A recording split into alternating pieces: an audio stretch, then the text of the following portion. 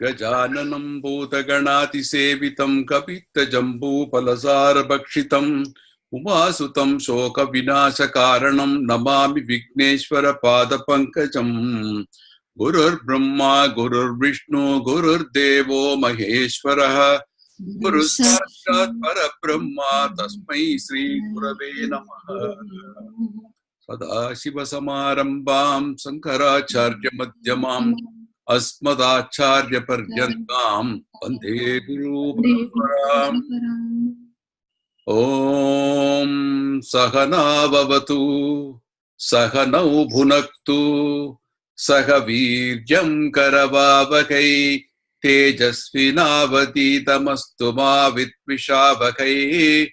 Om Shanti Shanti Shanti. Good morning and welcome to SanKatha session number 5, which combines Sanskrit and Kathopanishad. It is an online program, and I'm so happy that you're able to join us today morning. Well, as usual, we will give a quick overview of what we learned in the previous session. Some of you might have missed it, but always good to know what we learned in the previous session number 4. We covered Lord Yama's teachings to Nachiketas, and he talks about the glory of the Pranava mantra Om. And then he explains the nature of Atma, how to attain it, and also how not to attain it. He is contrasting knowledge and ignorance, which exists everywhere. So we studied that part of the conversation between Lord Yama and Nachiketas. You can see that in the picture, both actually showing respect to each other. I think the question that Sundari asked me a few minutes ago is well portrayed in this picture, where there is a mutual respect shown. Nachiketas is a very young boy, but Lord Yama is respecting him. Likewise, Nachiketas is respecting Yama. So what is required is mutual respect. If that is not there, then you get into problems. So I'm going to mute you all right now.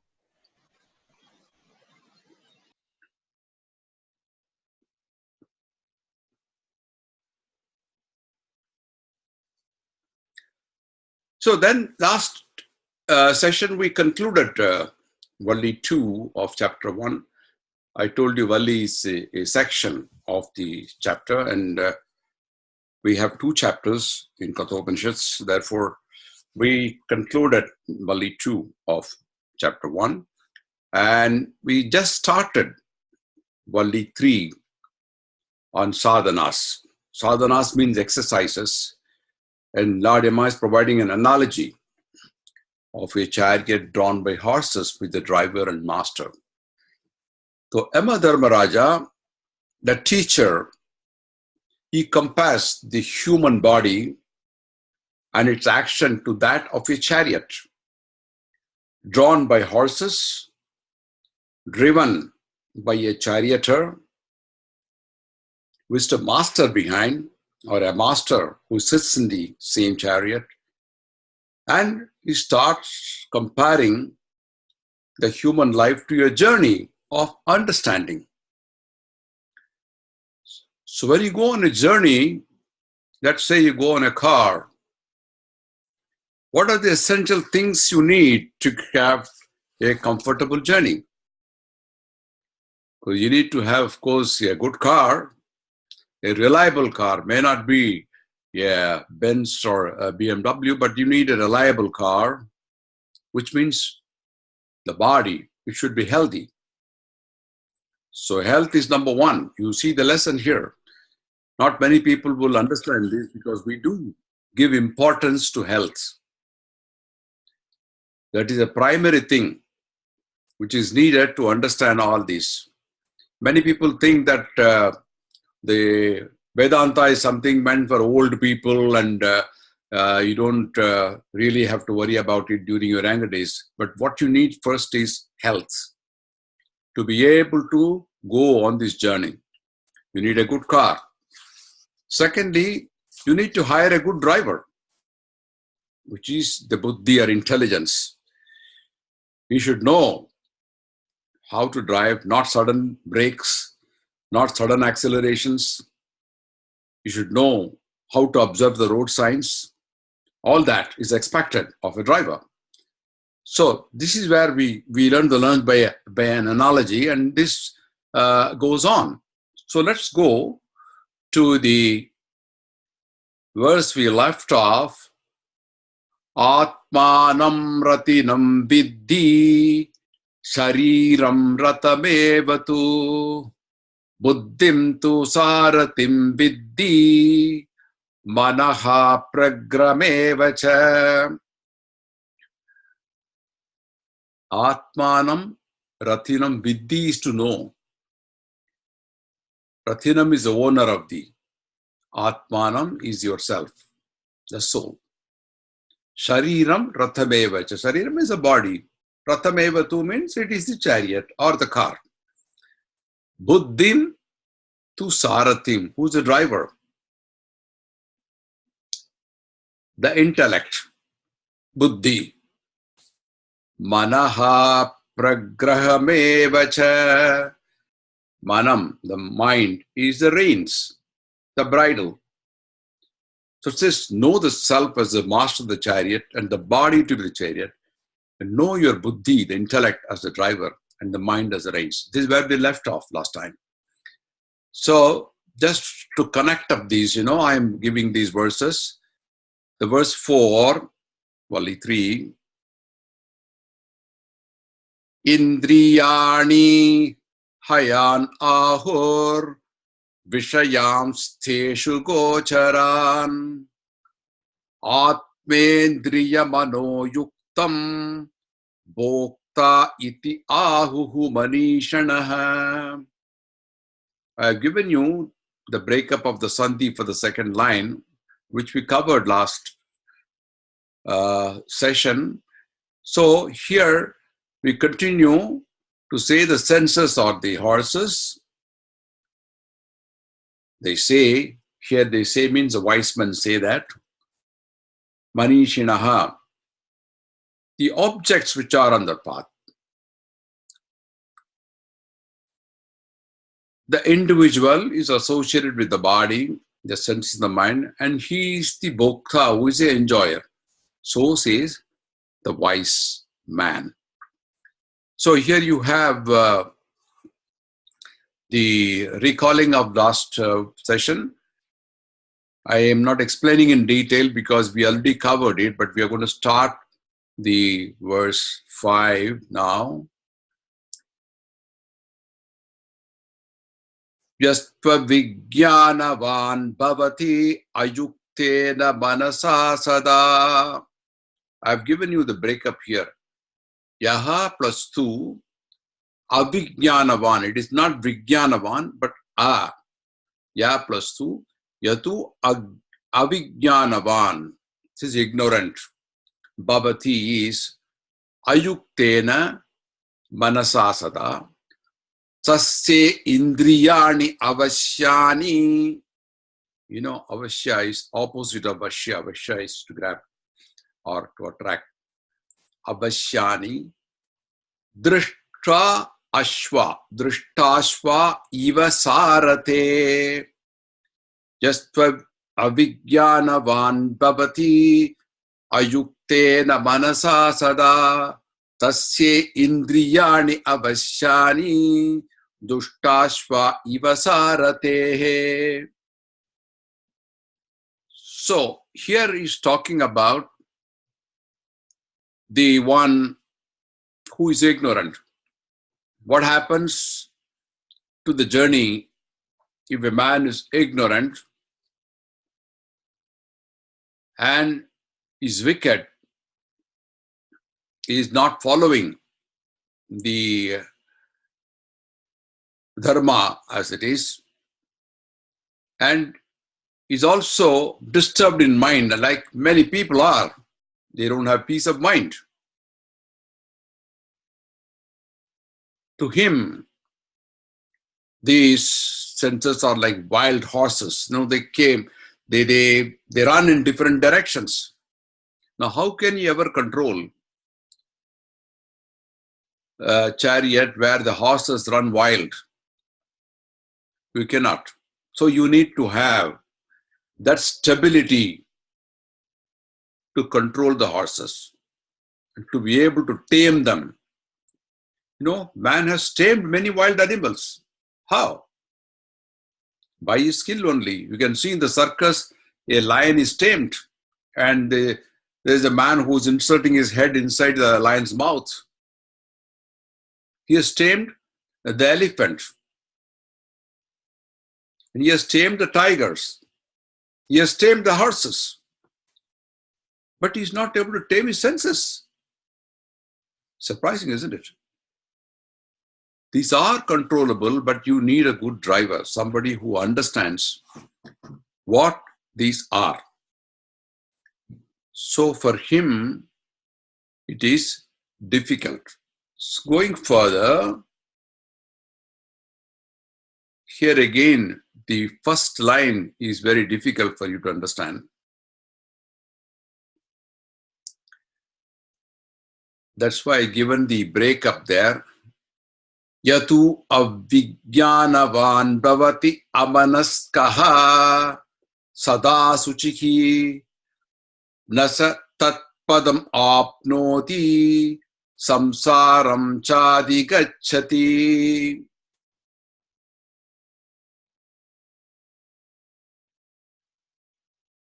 No one who is ignorant like this is devoid of knowledge, without control over his mind, his senses, and is also impure. Suchiki means pure. In railway trains in India, you go, you see the restrooms of Sauchalaya. Sauchalaya. Even restroom is called a temple, Alaya. Saucham means to be clean, to be pure. Suchi is pure. When you put a, it becomes impure. Asuchiki. Very simple. These are all very simple words for you to understand Sanskrit. Tat padam. When I was a young boy, we used to play the snakes and ladders. So many of you might have played it. It used to be a big chart, not the present day snakes and ladders, but it was a divine snakes and ladders game. It was called Paramapada Sobanam. And a very big snake in that, which comes, I think, at the 99th place, was called Arugashan. When you play the dice and you happen to go into the mouth of Arugashan, the 99, just before you are trying the Paramapadam, it takes you to the bottom. Doesn't it happen in human life? Many people, they fall off from great heights. When you do that, you get hurt more. So the supreme goal, Tat Padam, is Paramapadam. Param is superior, most superior. That's why we call Parameshwaran, right? So his Paramapadam is supreme goal, Tat Padam. Apnoti, to attain. But does he get it? No, because he is ignorant, he is devoid of knowledge, and he has no control over the mind, and is always impure. All kind of thoughts come in and is impure in his mind, and he does not reach that supreme goal, but gets into that transmigratory life. What is transmigratory? Punarapi jananam, punarapi maranam, comes in Bhaja Govindam. He gets born again.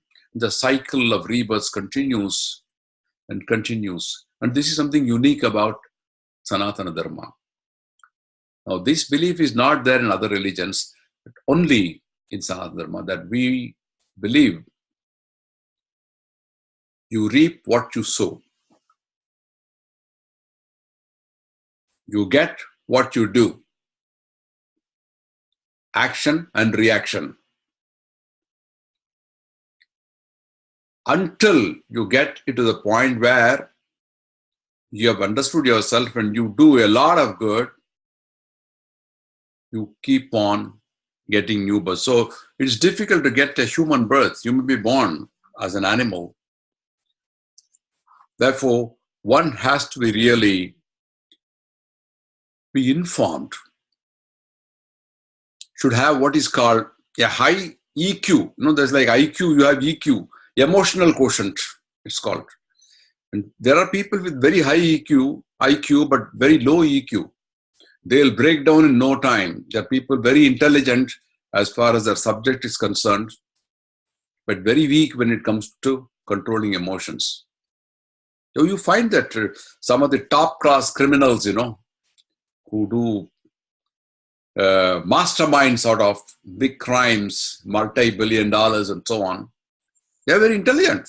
Not that they lack intelligence. They even get into a low EQ, put in jail and get in trouble. Sometimes they break down also.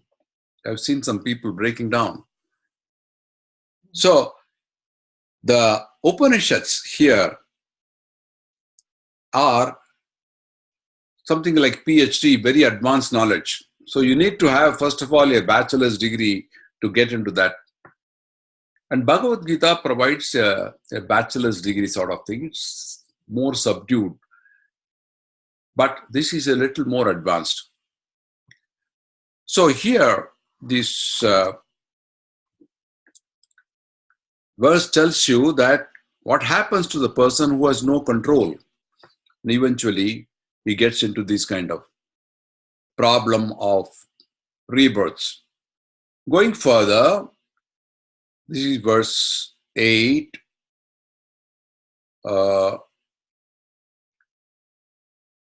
Yastu vijnanavan bhavati samanaskaha sada suchihi satatu tatpadam apnoti yasmad bhuyo na jayate. Now, this is explaining to you what happens to somebody who is really good. I am showing you a picture of the dashboard of a car. If you want to drive the car comfortably, the first thing you should know is where the controls are. You should know where the gears are. You should know where the clutch is. You should know how to put the lights on, put off. You should know how to operate the wipers. You should know how to do the signals. Now today you have modern cars which does many things. One has to learn. Even if you know driving, you have to know the controls. It's not like olden cars where I had only simple controls. We had only a clutch and a brake and a steering wheel, but not so many things with the automatic controls. But even for automatic controls, you should know that. Like operating a smartphone. If you have a smartphone, it's smart, but you have to be smarter to operate it.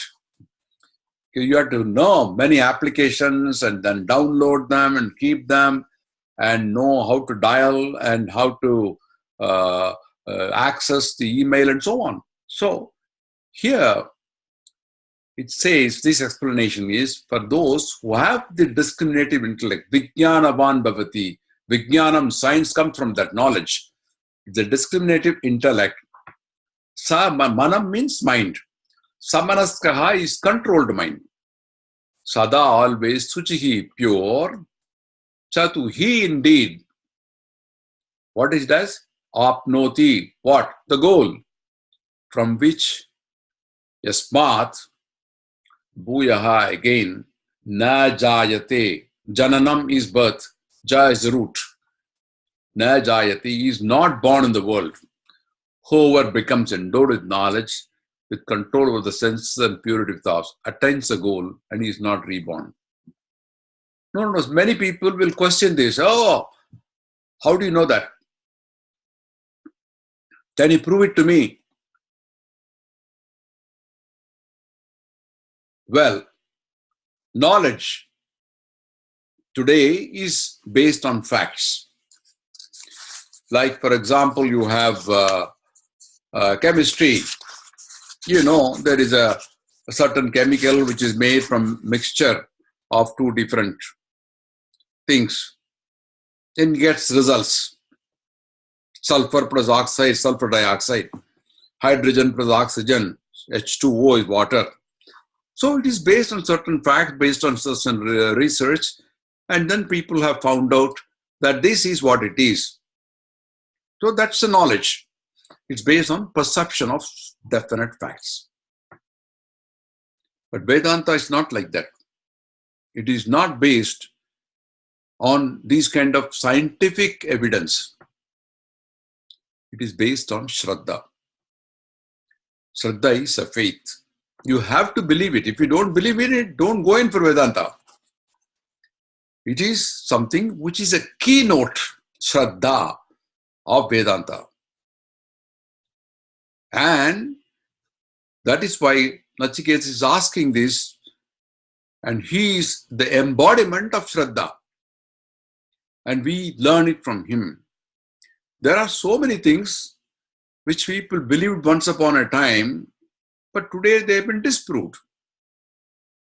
So there are people, quite a number of Westerners, who have written about this. Kathopanishad itself has been written by Edwin Arnold in a book titled The Secret of Death. Number of other books have been written. I'm going to tell you about that also. Somerset Maugham, Paul Brunton. You can number Max Muller. There are people who have written so much about the knowledge in India, which is based on faith. Once upon a time, religion was called only faith. Name religion has come much later. Sanatana Dharma is eternal duty. So one has to have faith first before you enter into studying this Vedanta. So that's where here it is says, a person endowed with knowledge, with control over the senses and purity of thoughts, attains the goal. Now there is a beautiful Samhita called Ashtavakra Samhita. It's also got Ashtavakra Gita. It's a dialogue like this between Ashtavakra, who became a rishi. He had 8 bends in his body, that's why it's called Ashtavakra. And the Janaka Maharaj, the father of Sita. Similar question and answer comes. There he talks about the prerequisites for spiritual growth and a seeker of self-knowledge. One is they must have a viveka, what is called discrimination, real and unreal. Second is vairagya, be able to a renunciation of desires. 3, there are some virtues specified. There are 6 of them. And 4th, which is very important, is a longing for liberation. There must have what you call mumuksha, longing, that you must have that kind of a passion for it. Titiksha, forbearance. And samadhana, which is a focus mind on truth. So you have to have that kind of focus, concentration. You've seen this Ninja Warriors serial going on. You should see how controlled and how focused they are on what they do. And lastly, he says Shraddha, which is the active faith in the Guru and scriptures. Mahapariva Kanchi Shankaracharya, he once said that you can have anyone as a guru in whom you have faith. He can be even a thief. As long as you have faith in him, keep him as your guru. That kind of faith is required in a guru. So, going further, this is the most important. Verse 10 here. Actually, from this verse onwards, Emma talks on the process of driving and the qualities required. You know, there is up to 9, we have covered the journey part of it. So here it talks more about the process and needed qualities. Indriyebhyaha parahartha arthebhyascha param manaha manasastu para buddhir buddhe atma mahan paraha. You know, there are 5 things. I mentioned about Panchakosha. So here also there are 5 main things covered as qualities. The first one, you can call it as a step, is be aware of your senses. And 2, it's about the sense objects. And 3 is the mind. And 4 is the intellect, buddhi. And lastly, mahan paraha, which is the great goal, which is the great self. You can call it as Paramatma or even Jivatma, which is a part of it. So that is the stage you have. Panchakoshaha also, if you remember, we had this slide shown in the previous session, and I mentioned about the Panchakoshas in the body, starting with Annamaya, which is basically food, essential. And then Pranamaya, which is also equally essential, which is the air we breathe in. Manomaya, the mind. Vijnanamaya, intellect, knowledge. And lastly, we came to consciousness. Anandamaya. Annamaya, Pranamaya, Manomaya, Vijnanamaya, and eventually Anandamaya. You can say Paramanandamaya as the ultimate bliss. Also, the Maslow's theory I showed you, the pyramid of hierarchy of needs for people. So here it is somewhat similar, and you need to understand each of these terms very clearly. And in the further verses, it goes on to explain what is it all about. Going further, this gist of these verses, superior to the senses, are indeed the objects, and superior to the objects is the mind. Even superior to the mind is the intellect, and superior to the intellect is the great Mahat, the self. Long ago, I was very active in the Madras Management Association, and we had Dayanand Saraswati give us a talk. And I distinctly remember what he mentioned about the mind and intellect. Are they both one and the same? No, you have senses, you have object, you can understand. But what is mind and what is intellect? What is the difference? So he gave an example. Supposing you are a diabetic and the doctor tells you you should not eat so many sweets. But you go to a restaurant where they have an array of sweets, all tempting. You have barfis and laddus and gulab jamun and rasgullas and so on. And if you have a sweet tooth, your mind naturally gets attracted to it. And the mind says, come on, go ahead and help yourself. But buddhi, the intellect, wants you, because it is superior to mana, it wants you that, look, you are a diabetic and you can get into trouble if you start gobbling all these sweets. But then eventually, if you don't control the senses and buddhi, despite the warning from the buddhi, the mind goes and yields to the temptation and you start eating more sweets. So despite the warning of the intellect, which was gathered from the doctor, you still fall a prey to your temptation or your senses because the mind yields to it.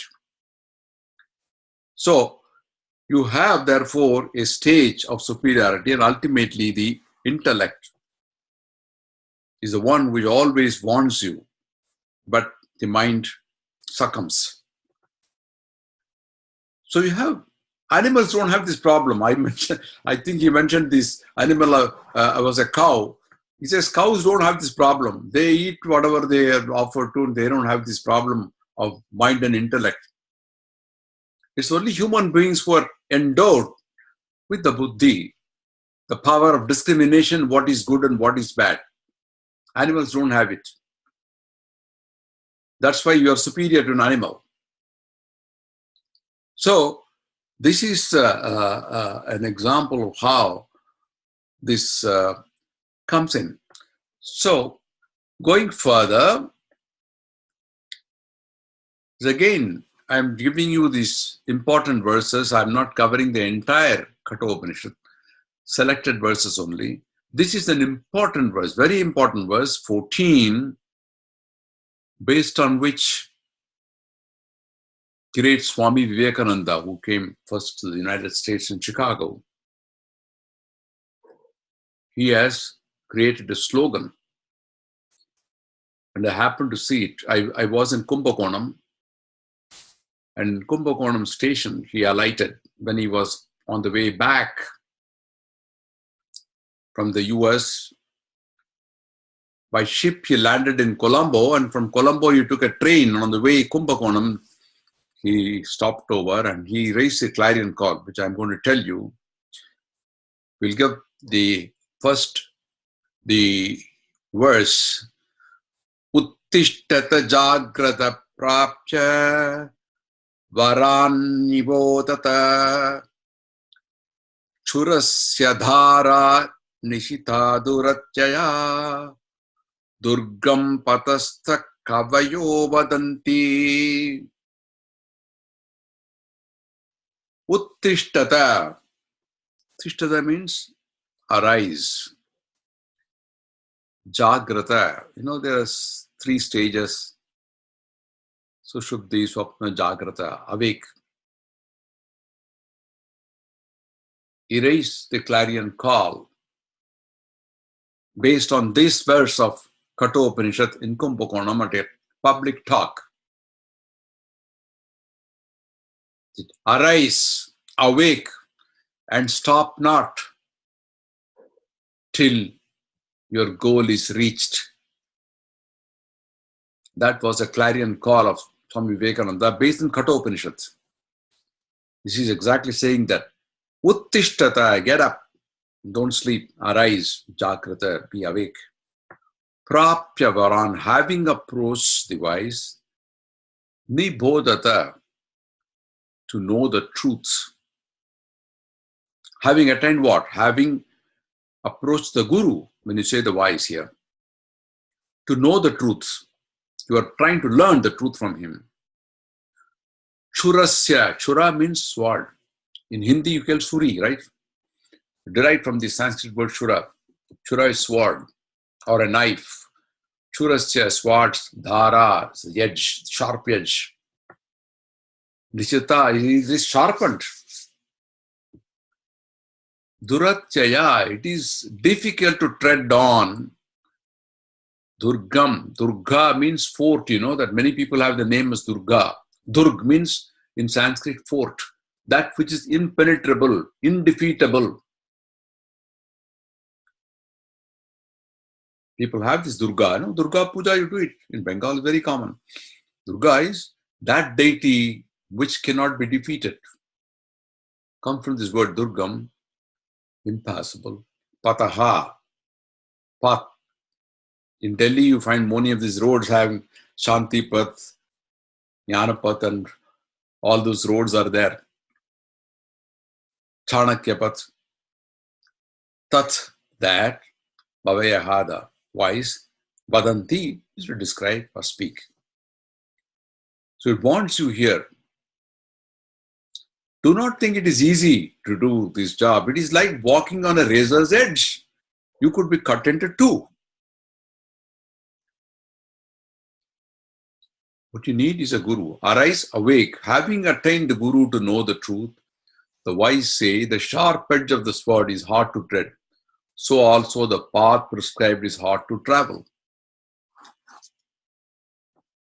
It's like a Himalayan car rally where you have to go through various hard paths, some of them rocks, mountainous trek. It's difficult to drive on that, right? Unless you are a very clever driver. So, I was mentioning about many foreign Westerners coming into India and learning, and one of them was a great author, a British playwright. The name was Somerset Maugham. You might have heard of him. And he came to India in search of truth, and he met with Ramana Maharishi way back in 1938. And later, he wrote a book based on this. The title itself is The Razor's Edge.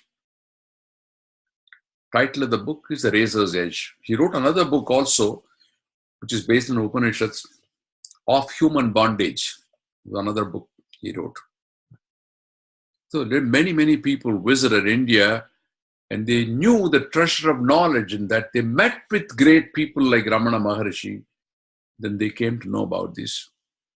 And this is what we have to learn. If they can do that, why is it that we people here who have been having a background from India are not able to grasp this?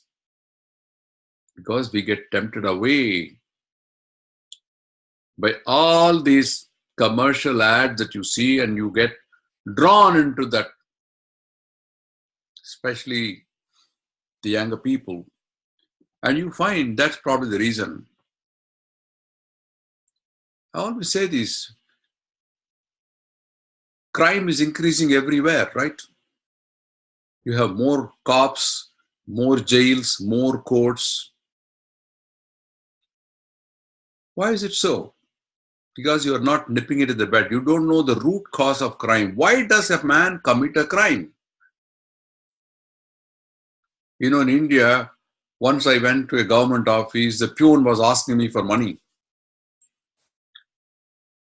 I said, why do you want a peon? You know, he's a watchman, like standing outside the door of some of these big offices and government offices. And he was very blunt. Saab 100 rupees dejiye. I said, why? I said, my boss here inside is taking crores, and what is wrong in if I ask 100 rupees? I have also to live. So leaders set such bad examples. In a family, if the father sets a bad example instead of being a good role model, you cannot blame the children.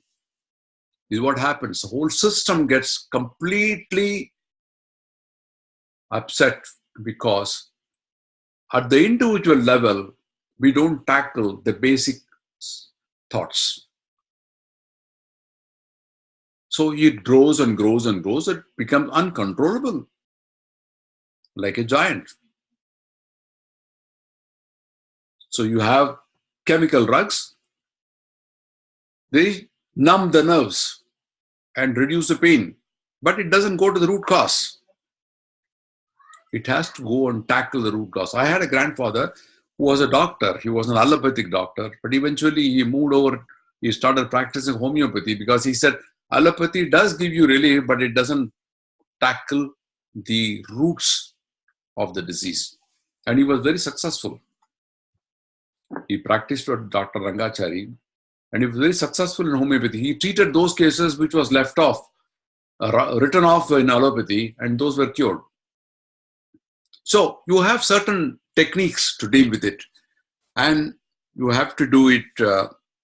So the cause is something very important, and is something which is to arise and awake. Swami Vivekananda gives an example, and I think it's worth mentioning this, that people, Irish colonists who came to America, he says he came and observed here in New York. See, the Irish people, they came, and when they came to USA, they were destitute, downtrodden, haggard looking, with a stick and maybe a bundle of clothes, typical tramp. You see Charlie Chaplin having that stick with a little bag. They arrived here in the US with that, with fright in their eyes. Why? Because they were made to think that they were slaves and they were no good. They had no hope back in Ireland.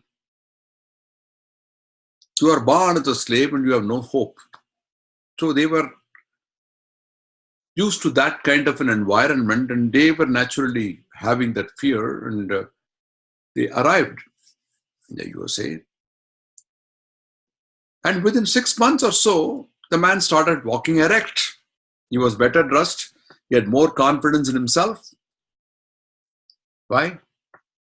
Because he has awakened the Brahman in him. He has understood there is something more to him. That potential within him was discovered. Then he started walking with confidence. Vivekananda, Swamiji, he quotes this example. And he gives the name, in fact, he calls the Irishman as Pat. Pat, you are a man. You can do everything. Get up and have courage. So the Brahman within him woke up. The self woke up. So plant in your heart that faith which Natiketa is showing now towards Yama. Faith in yourself. That is Jivatma. The faith in God, Paramatma. So you should have both faiths. That faith is one which is essential for you to grow and to be able to overcome many of the problems, hurdles that you face in life. So here, arise, awake. Stop not till the goal is reached. It's based on this, arise, awake, and having attained the Guru, the wise say, it is not an easy path. The sharp edge of a spot is hard, but you have to move on. So going further,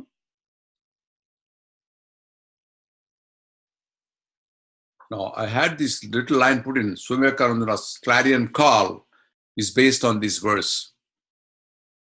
And we have, I have an extract of his speech in Kumbakonam. In fact, at the railway station, I found they put a beautiful plaque in honor of Swami Vivekananda, and which was, I think, thrown open by the railway minister.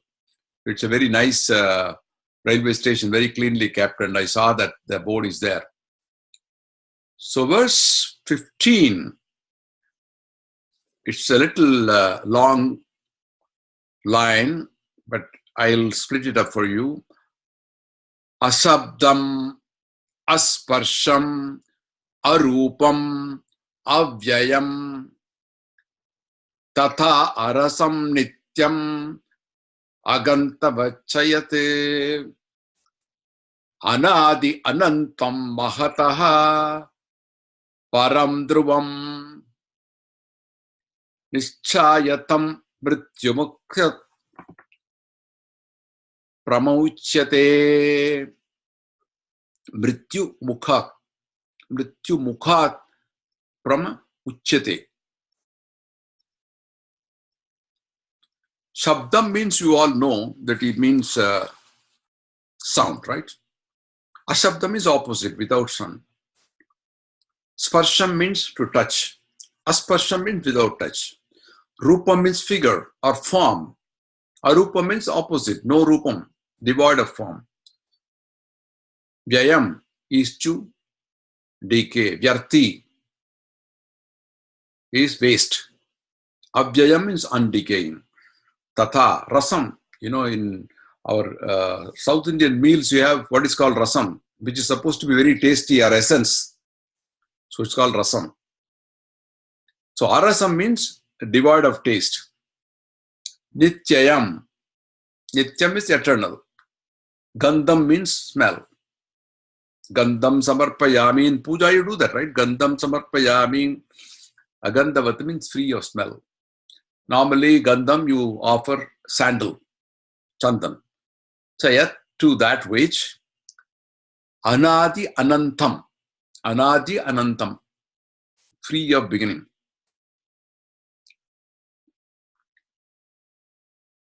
Nadi anadi. Mahataha param. Beyond even intellect. Dhruvam is firm. Nichaya is having realized. Mrityu mukhat, from the jaws of death. Pramuchate, one saves himself. So devoid of sound, of touch, of form, devoid of taste, eternal and devoid of odor, without a beginning or end, superior to the great Mahat and firm, realizing that one is released from the jaws of death. So this is a philosophy here that the Jivatma is having none of these qualities. The Atma itself is having none of these qualities. No touch, no sound, undecaying, devoid of taste. And the Paramatma is one who is similar, and realizing that one is released from the jaws of death means you are not reborn. You know, this is an explanation of what is around you. You have to visualize it as a Brahman or something which is unreal from these kind of qualities, but it doesn't have any of these. But it's all there, pervading, all pervading. Vishnoho Vyapnute. It is omnipresent everywhere. There's a beautiful song, in fact, explaining this as how everything is Brahman. Now, Sadashiva Brahmendra, who was a great saint who lived barely about 300 years ago, he has many compositions, and one of them I can recall. Sarvam Brahmamayam. Sarvam Brahmamayam. Re Re. Sarvam Brahmamayam. Re Re. Sarvam Brahmamayam. Kim Vachaniyam. Kimavachaniyam, Kimvachaniyam, Kimavachaniyam, Kimvachaniyam, Kimavachaniyam, Kimrasaniyam, Kimarasaniyam, Kimrasaniyam, Kimarasaniyam, Sarvam Brahmamayam. Re Re Sarvam Brahmamayam. Re Re here means hey, hey. You know, we call people hey. Hey, hey. Everything is filled with God, Brahman, everything. Vachaniyam means spoken. Vachana is sentence. All that is spoken, all that is not spoken, all that is written, all that is not written, everything is Brahman. So if you start visualizing that way, you won't find that there is a difference amongst people or difference between things. It is there in everything. Just remember that. Even the people who oppose you, who are enemies, they have Brahman in it, but they have not realized it. That is why they are acting in the funny way. But visualize them as they are also part of the universe. Then things will become a lot better.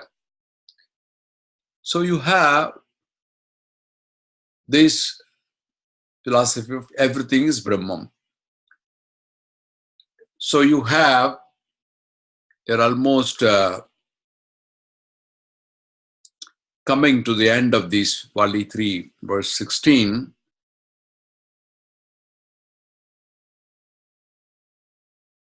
Nachiketam upakyanam mrityu proktam sanatanam yukva srutva cha medavi brahmaloke mahiyate. Now, this is actually coming towards what he called the Palasruti part of it. Nachiketas Upakyanam, this story of Nachiketas. Who has said this? Mrityu Proktam. Mrityu is referring to Lord Yama here. Proktam. Uktam means, I've said. Said by, narrated by Yama. Uktam, Suktam is also well said, I said. Mrityu Proktam means narrated by Lord Yama. Sanatanam is eternal. Uktva Srutva, those who have heard it. Srutva means heard it. Uktva means those who speak, those who narrate it. Cha Medavi. Medavi is intelligent person.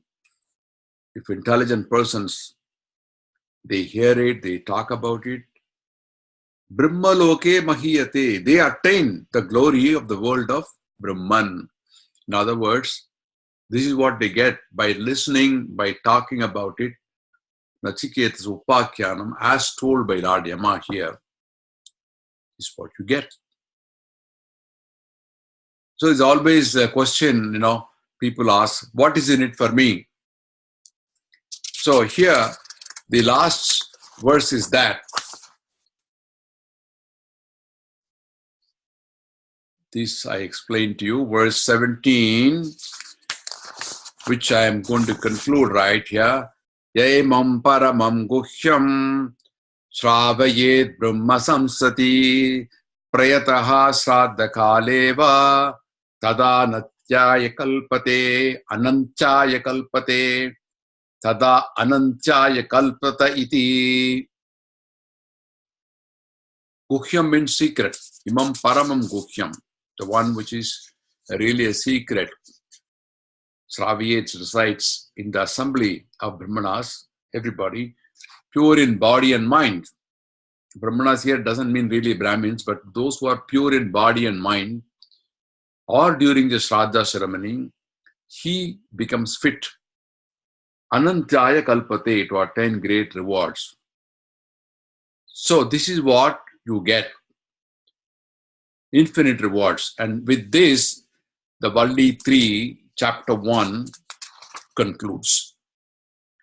So we're going to stop at this point, and I want to give you a brief on Kathopanishad as such. As I mentioned, it's got 2 chapters.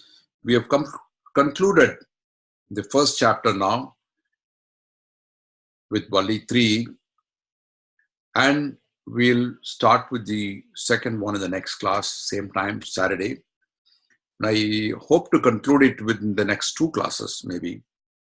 We'll cover it, try to cover it up.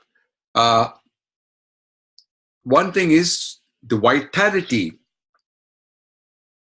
that we have in India is concentrated in our Sanatana Dharma. And that's one must realize that.